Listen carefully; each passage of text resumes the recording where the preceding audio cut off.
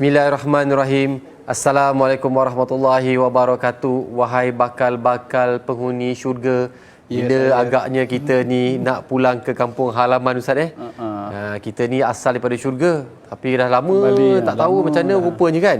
InsyaAllah kita bersama guru kita, pengurusi Musalah Ar-Radha, Al-Fadhil Ustaz Muhammad Azli Abdullah Al-Hafiz.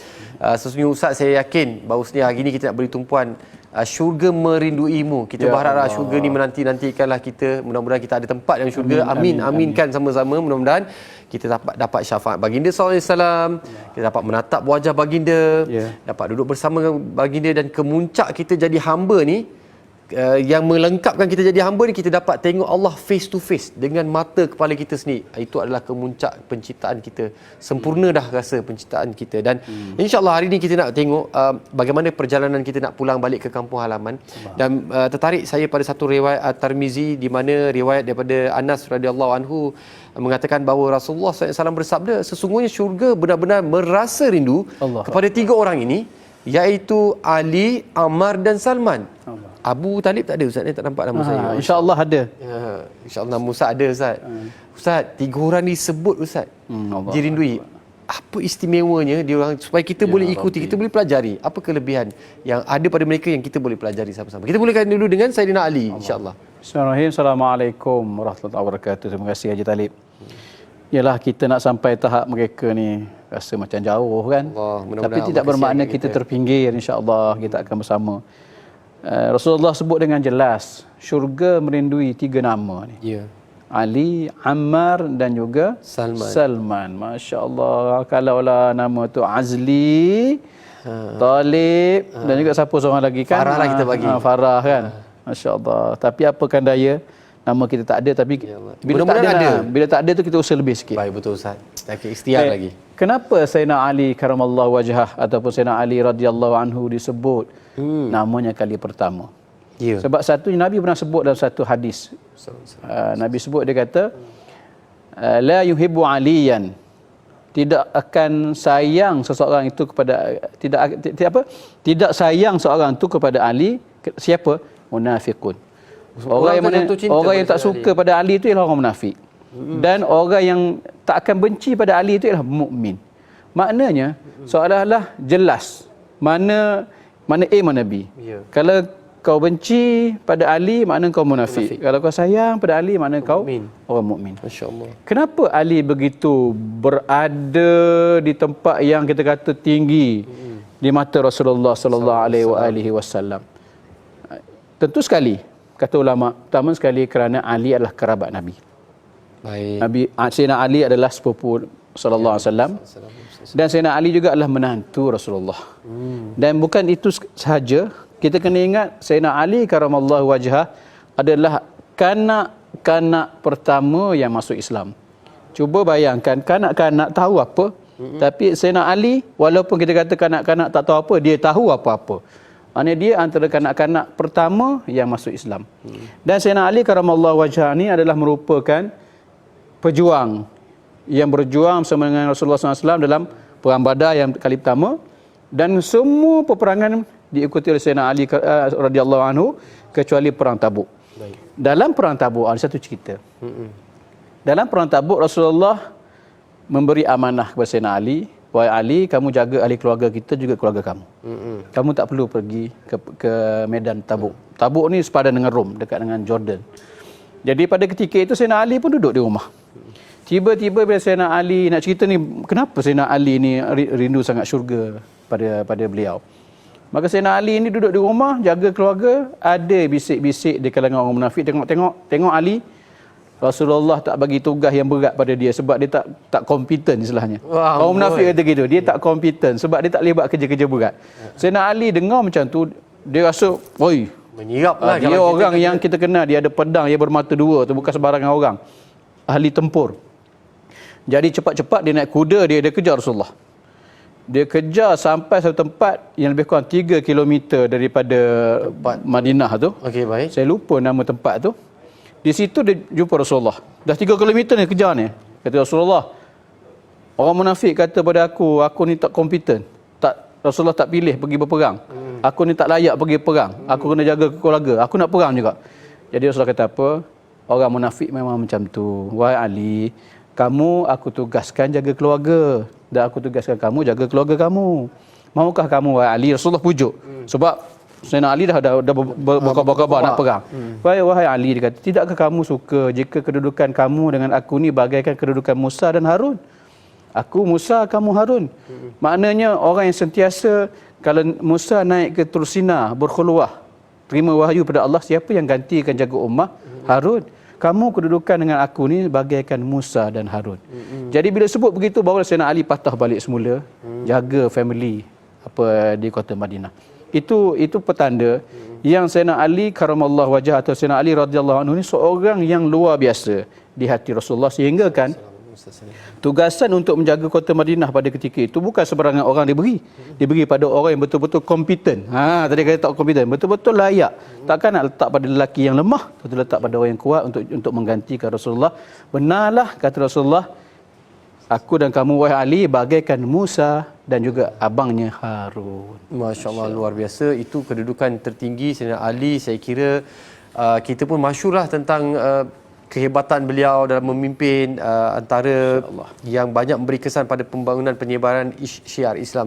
Ustaz, secara ringkas ni lah, mungkin kita pun nak faham, Sayyidina Ali adalah sepupu kepada baginda sallallahu alaihi wasallam. Adakah Sayyidina Ali ni sikap dia sama ataupun macam mana? Sebab tu menjadi terlalu istimewa. Baik, tentu sekali darah daging kita kata. Sayyidina Ali adalah anak kepada Abu Talib. Masya-Allah. Anak kepada Abu Talib. Kenapa nama Abu Talib tu Abu Talib? Nama sebenar bukan Abu Talib, dia ada nama lain. Tapi kenapa dipanggil Abu Talib? Sebab anak sulungnya nama Talib. Jadi Abu bapa. Jadi kebiasaan orang Arab, dia akan sebut nama anak lelaki yang paling besar tu letak pada nama dia. Jadi ayah kepada Talib. Jadi anak-anak Abu Talib ni satu kenyataan yang sangat luar biasa saya dengar daripada guru kami Maulana Dr. Yusri Jabbar, seorang pakar bedah dan juga seorang ulama muhaddis mufassir di Mesir. Dia kata apa?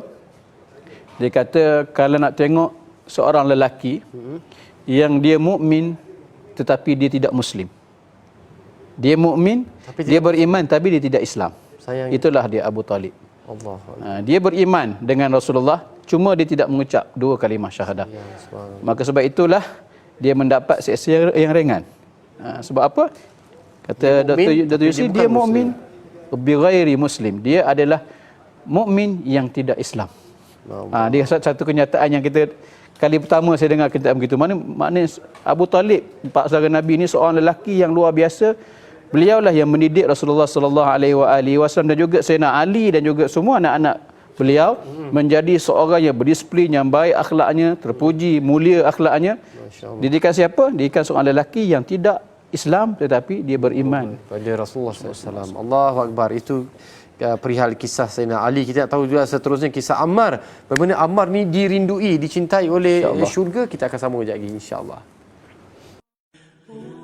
Maka sesiapa berbuat kebajikan seberat zarah, nescaya akan dilihatnya, yakni dalam surat amalnya.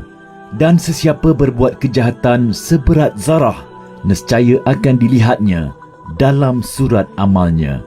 Surah Al-Zalzalah ayat 7 dan 8.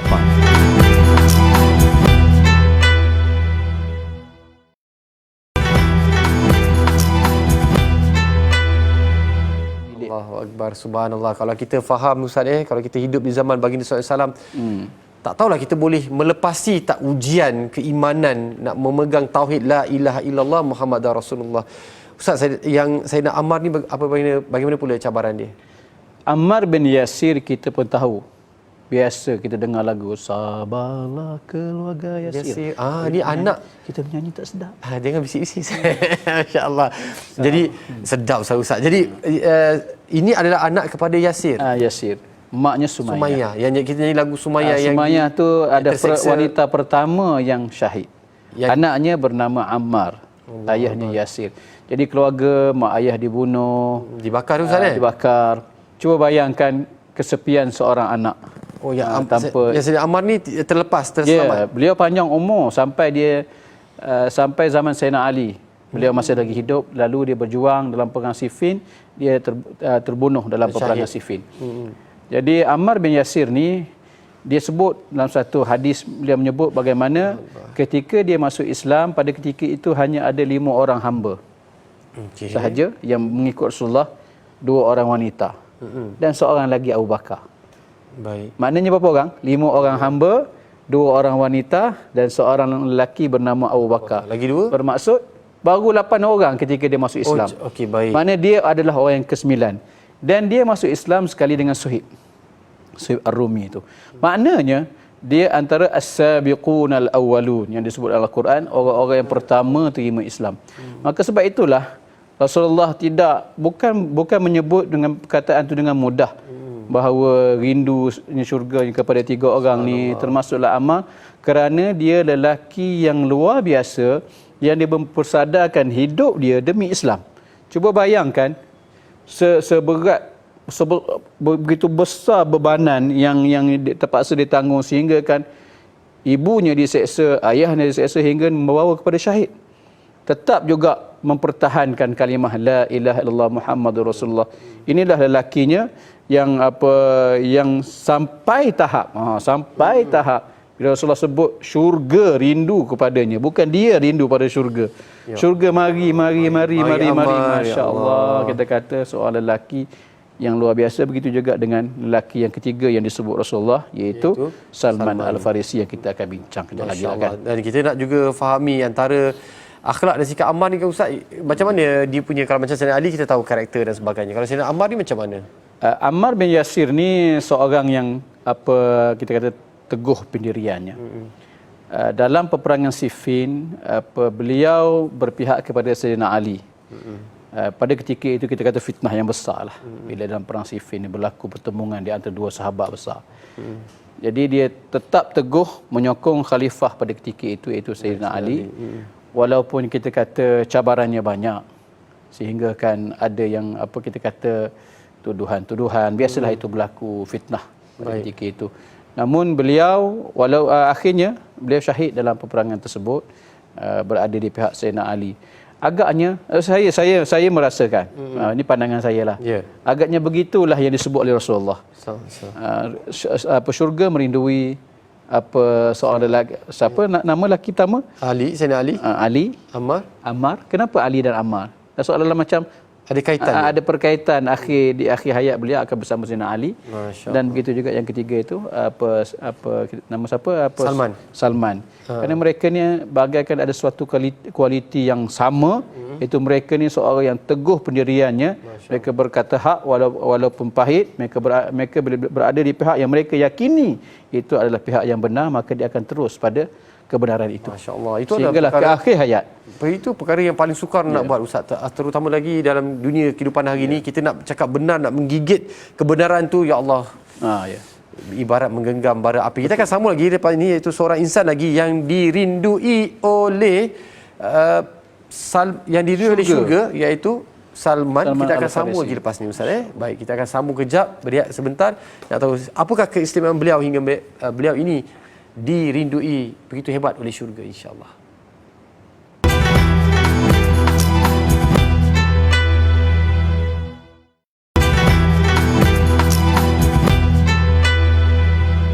Alhamdulillah, saya nak sama-sama kita selusuri surah Muhammad ayat 38, iaitu maksudnya Bismillahirrahmanirrahim. Ingatlah, kamu ini adalah orang-orang yang bertabiat demikian. Kamu diseru supaya menderma dan membelanjakan sedikit daripada harta benda kamu pada jalan Allah. Maka ada di antara kamu yang berlaku bakhil. Padahal sesiapa yang berlaku bakhil, maka sesungguhnya ia hanyalah berlaku bakhil kepada dirinya sendiri. Dan ingatlah, Allah Maha Kaya, tidak berhajat kepada sesuatu pun. Sedang kamu semua orang-orang miskin yang sentiasa berhajat kepadanya dalam segala hal. Dan jika kamu berpaling daripada beriman, bertakwa dan berderma, ia akan menggantikan kamu dengan kaum yang lain. Setelah itu mereka tidak akan berkeadaan seperti kamu. Ustaz, jadi apa kita nak lihat kaitannya Salman Al-Farisi dalam surah Muhammad ayat 38 ni Ustaz? Baik, surah Muhammad ayat 38 ni sebenarnya satu ketika Rasulullah ditanya oleh para sahabat, Wa in tatawallau, kalau kamu berpaling daripada melakukan derma, infak, kamu bakhil, yang bakhil pada diri sendiri itu. Allah kaya, kamu miskin. Kamu miskin, mintalah pada yang kaya, itu Allah. Kamu tak selayaknya jadi orang yang bakhil dan sebagainya. Jadi Allah sebut di hujung tu sebagai satu, kita kata, objektif daripada pengungkapan ayat ini adalah Allah kata apa? Wa in tatawallau, kalau kamu berpaling, kalau kamu tak nak ikut saranan aku ni, keluarkan duit kamu, jangan bakhil dan sebagainya, yastabdil qauman ghairakum, Allah akan ganti dengan satu kaum yang selain daripada kamu, dan kamu tak akan jadi macam mereka lagi. Jadi apa maksudnya? Bila sahabat tanya Rasulullah, apa maksud ayat ni? Maka Rasulullah pegang bahu. Yang akan menggantikan kaum itu ialah lelaki daripada kaum ini. Rasulullah pegang pada bahu Salman Al-Farisi. Subhanallah. Kenapa? Sebab Salman Al-Farisi ni satu sahabat Nabi yang mempunyai kualiti yang luar biasa. Dia bukan orang Arab. Dia orang Parsi.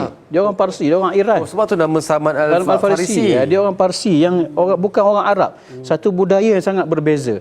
Jadi kalau kamu orang Arab, kalau kamu apa-apa bangsa sekalipun, kamu tidak nak melakukan agama perintah agama kamu, satu masa ada kaum lain yang akan ambil. Lepas tu kita lihat hari ni, bukan lagi kita lihat pada Arab yang kuat di sudut agama, bahkan banyak bangsa-bangsa lain.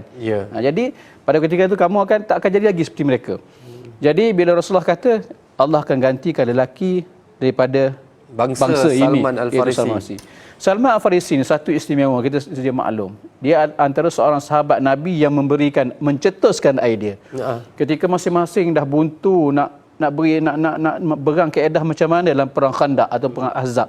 Yang pada ketika itu tentera musyrikin bersekutu dengan munafikin, bersekutu dengan Bani Ghatafan Arab yang kita kata berpaling tadah. Kemudian dengan Yahudi pula yang belot pada Nabi.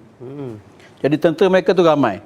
Jadi kata Salman Al-Farisi, antara carangannya ialah sebelum tu Abdullah bin Ubay bin Salul, orang munafik, kata elok kita berkampung dekat kota Madinah. Kita berkubu di kota Madinah. Maknanya cadangan yang membawa rebah kepada Islam. Rasulullah tak setuju. Kata Salman Al-Farisi, menjadi kebiasaan kami orang Parsi, orang di sebelah sana, kami bila berperang kami akan gali parit. Rasulullah kata ini idea baru. Dalam peperangan Arab tak pernah gali parit. Rupa-rupanya bila gali parit yang saiznya tidak boleh dilompat oleh kuda, lalu akhirnya Islam mencapai kemenangan. Maka sebab itulah ketika Salman Al-Farisi mencadangkan idea begini, idea yang pelik begini, lalu antara Muhajirin dan Ansar kata, oh Salman ni keluarga kami. Muhajirin kata keluarga kami, Ansar kata keluarga kami. Rasulullah kata la, Salman minna. Rasulullah kata dak, Salman ni daripada aku, ahlul bait, ahli keluarga aku. Masya-Allah. Maknanya tak semena-mena jadi ahli keluarga Nabi, walaupun kita tahu dia bukan keluarga Nabi, tapi dia sebabkan kecintaan Nabi pada dia, yang Nabi sebut syurga rindu pada dia. Dia seorang yang luar biasa dari segi amalannya, kebaikannya. Lalu sampai tahap Nabi kata, Salman minni. Salman ni keturunan aku. Dia ahlul bait, dia adalah ahli keluarga aku. Cukup luar biasa. Luar biasa. Itulah sumbangan daripada agama pun cukup besar. Ustaz, secara kesimpulannya Ustaz, apa antara kualiti yang kita perlu tahu bahawasanya bila kita ada akhlak ini, insya-Allah syurga akan merindui kita? Tentu sekali kita tak akan disebut oleh Rasulullah sebagaimana Rasulullah menyebut 3 nama ni. Tapi adakah kurang pada amal kita kalau kita cuba untuk melakukan sebagaimana mereka? Tentu sekali bila kita usaha tu ada balasan atas apa yang kita buat. Kalau kita lihat usaha 3 orang sahabat, Sayyidina Ali, Ammar dan juga Salman yang luar biasa, mereka defend Islam. Kita juga kena jadi defender juga kepada agama kita. Kita kena jadi orang yang taat pada agama kita. Bantu saudara mara kita yang berada di Gaza dan Palestin. Bagaimana mereka itu diinjak dan sebagainya. Kita bantu sekadar yang kita mampu. Boleh kita hantar duit, Tapi kalau tak boleh hantar duit sekalipun, takkan doa pun tak boleh sampai. Sebab hari ini kita lihat ramai di kalangan kita yang dah terlupa. Bahkan ada imam-imam pun yang terlupa nak baca doa untuk rakan-rakan kita di Palestin. Allahumma ansur ikhwanal muslimin ala ardi Palestin. Dah ramai dah yang lupa. Jadi kalau imam pun lupa, makmum 10 kali lupalah. Jadi mari kita sama-sama ingat apakah tugas dan peranan kita sebagai umat Islam yang sentiasa menjaga agama kita, sentiasa menjaga hubungan sama kita dan sentiasa membela antara satu sama lain di kalangan kita umat Islam. Dan kita boleh tengok kaitan antara Sayyidina Ali, Ammar, Salman ni memang ada kaitan macam Ustaz katakan tadi lah. Mereka hidup macam sezaman pejuang-pejuang insya-Allah. Dan insya-Allah kita ada cara, kita kaedah kita berjuang. Syurga adalah untuk semua insya-Allah. Allah pasti akan beri kita peluang untuk bersyurga. Kita aminkan sama-sama. Ustaz boleh pimpin bacaan doa malam ni sebelum kita berehat untuk tidur insya-Allah. Bismillahirrahmanirrahim. Alhamdulillahirabbil alamin. Wassalatu wassalamu ala asyrafil anbiya'i wal mursalin sayyidina Muhammad wa ala alihi wa sahbihi ajmain. Ya Allah, ya Tuhan kami, ampuni dosa kami ya Allah, ampuni dosa kami ya Allah, ampuni dosa kami ya Allah. Ya Allah, ya Tuhan kami, jadikanlah kami seperti Sayyidina Ali karamallahu wajah. Amin. Jadikanlah kami sebagaimana Ammar, ya Allah. Jadikanlah kami sebagaimana Salman Al-Farisi, ya Allah. Kalaupun kami tidak sehebat mereka, ya Allah, sekurang-kurangnya sedikit keberanian yang ada pada mereka, Kau letakkanlah di hati kami, ya Allah. Amin, ya Allah. Ya Allah. Amin, ya Allah. Jadikanlah kami pembela agama-Mu, ya Allah. Orang yang sentiasa teguh mengamalkan segala titah perintah-Mu, ya Allah. Amin, ya Allah. Dalam masa yang sama kami berusaha untuk meninggalkan segala tegah dan larangan-Mu, ya Allah. Amin. Mudah-mudahan kami bermohon pada-Mu, ya Allah, berjaya hidup kami di dunia yang sementara ini, begitu juga di hari akhirat yang kekal abadi. Rabbana atina fid dunya hasanah wa fil akhirati hasanah wa qina azabannar wa adkhilnal jannata ma'al abrar ya aziz ya ghafar ya rabbal alamin. Walhamdulillahi rabbil alamin. Taqabbalallahu minkum. Minna minkum taqabbal ya karim. Mudah-mudahan semua para penonton di program Waalaikumsalam Allah pilih kita. Kita pun tak tahu besok ada tak lagi hari untuk kita. Tapi yang paling penting adalah hari yang paling besar untuk kita adalah hari ketika kita dipertemukan bersama dengan Allah dan dipertemukan dengan baginda sallallahu alaihi wasallam. Mohon kita, mudah-mudahan kita maafkan diri kita terlebih dahulu, kita maafkan semua orang.